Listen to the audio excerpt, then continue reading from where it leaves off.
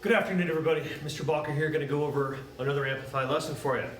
Today's lesson is Unit 8A, Subunit 3, Lesson 5. What war means.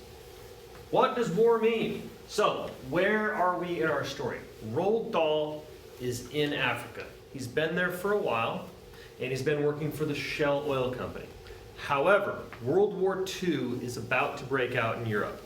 Germany has taken a lot of actions against other nations, and Germany also has people in their empire. An empire is the expansion of a country outside of their normal borders.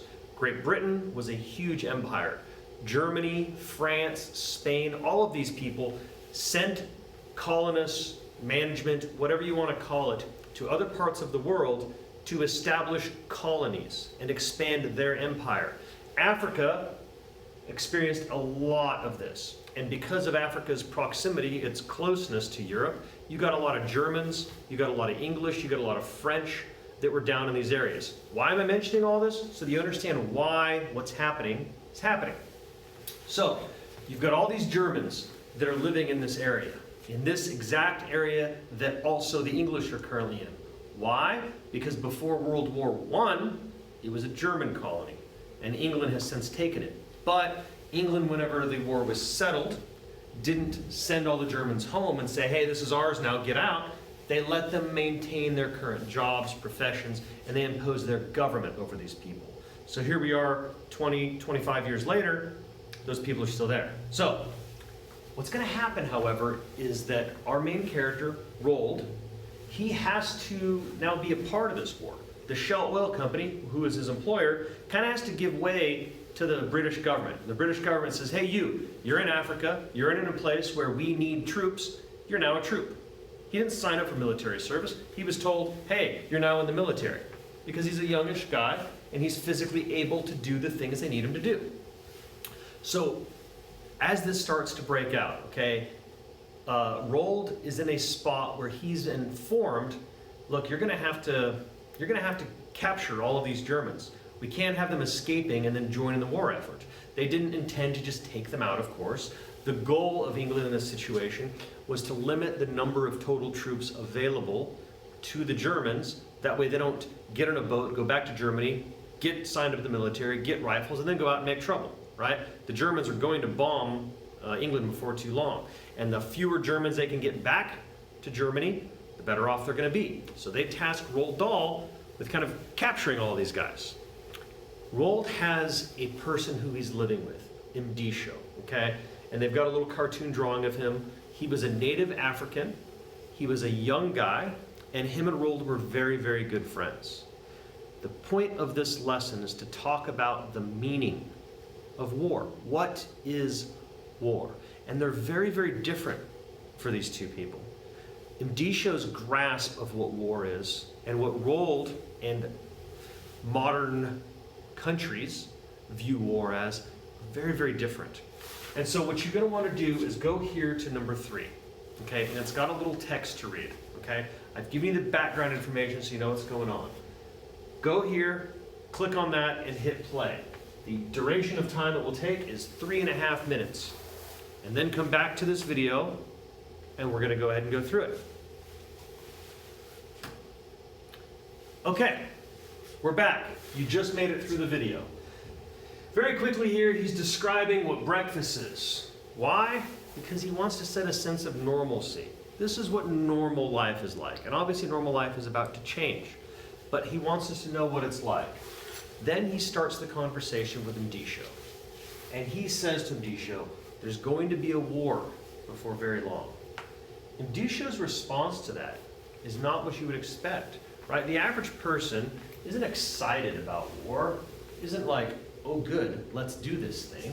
The average person kind of fears war, is anxious about it, right?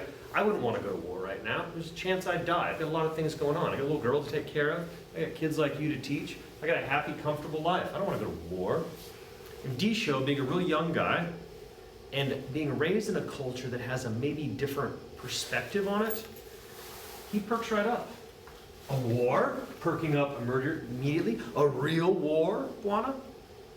what your job is in this thing, when you click on the second and third slides, is to kind of analyze the differences in how Roald thinks about the war and how Mdisho thinks about the war.